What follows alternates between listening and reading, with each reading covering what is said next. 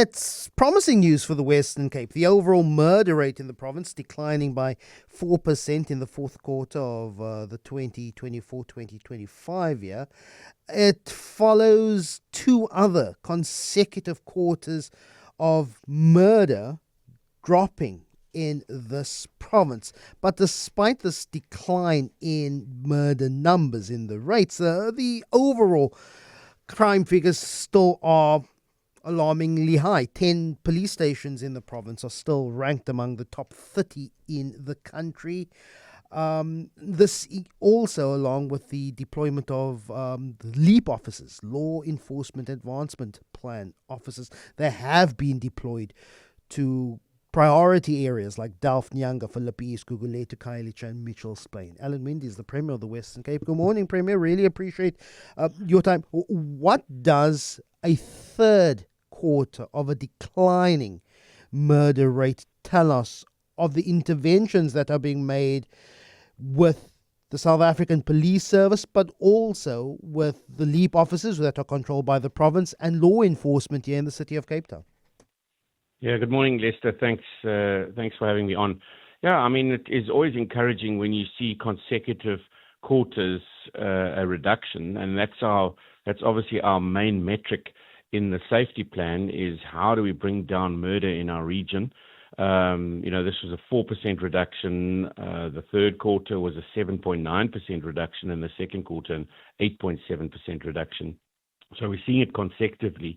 But still, I look at these numbers and I think that looks okay. We're going in the right direction. But, if I look at the overall impact of murder on the citizens of our region, we're still talking about 4,000 murders. And that's why we have to exponentially do something drastically different to what's happening right now.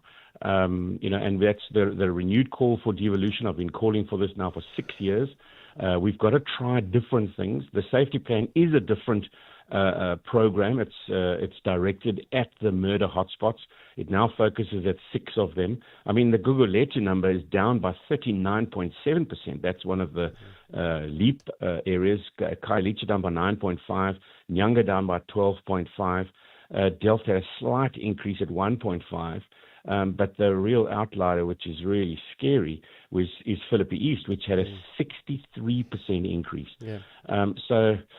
We've got to do something else. We can't keep doing the same thing, and that's why devolution, new technology, and new modern ways of policing.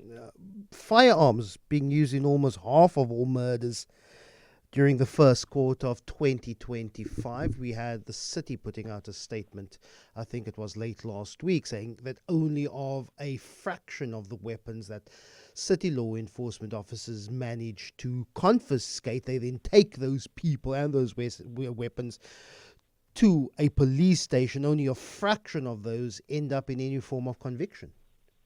Yeah, so I mean, it's the whole criminal justice system that needs to be looked at. You're talking about firearms. I mean, how many stories do you hear of firearms recirculating back into the system? We've been now talking for quite a while saying we need to destroy those firearms right here in the Western Cape. We can't send them away to Gauteng to be destroyed. And in actual fact, I firmly believe that they should be sort of crushed in the center so that they can never be used. But your barrel is still available for ballistic testing, etc., etc. We've got to remove any possibility, and that's why we keep calling for a change in management. We've got to do things differently.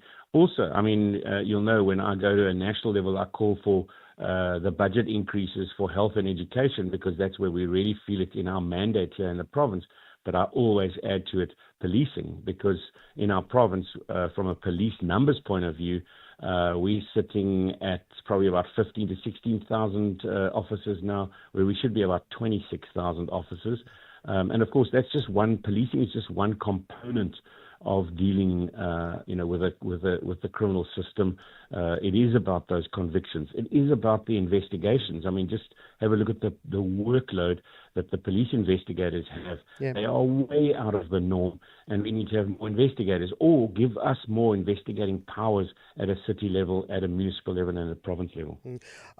Your thought on Johan Rupert making what could be considered the true statement in the Oval Office last week, that the DA is in charge in political control of a crime hotspot in this country, and that is Cape Town and the Cape Flats.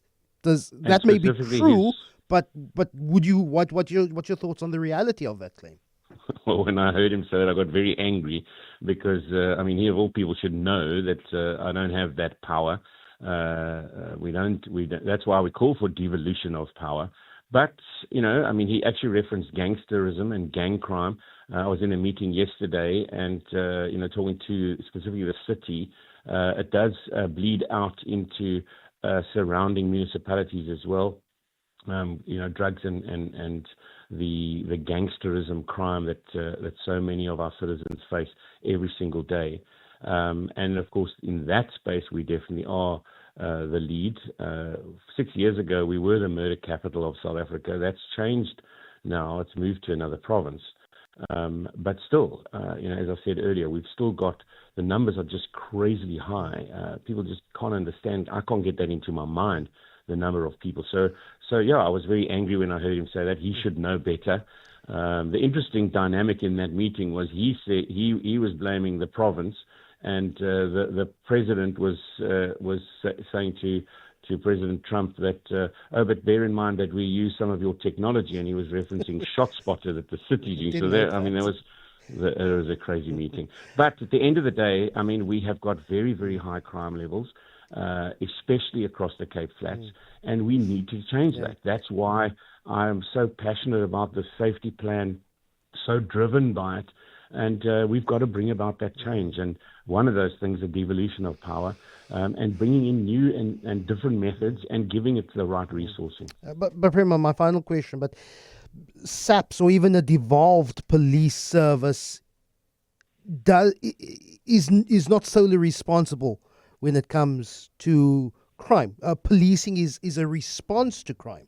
What about crime prevention? It's the welfare programs, the youth development, community service. It's the undoing apartheid spatial planning. And that is the responsibility of this city and this province. Yes, absolutely. And that's so when you look at the safety plan, you mustn't just look at the police officers or the bolstering of those officers by the LEAP officers. You've also got to look at the violence prevention. So it's the safety in our schools. It's the parenting programs, because it's the whole of society. It's the role that the health department plays in the first 1,000 days.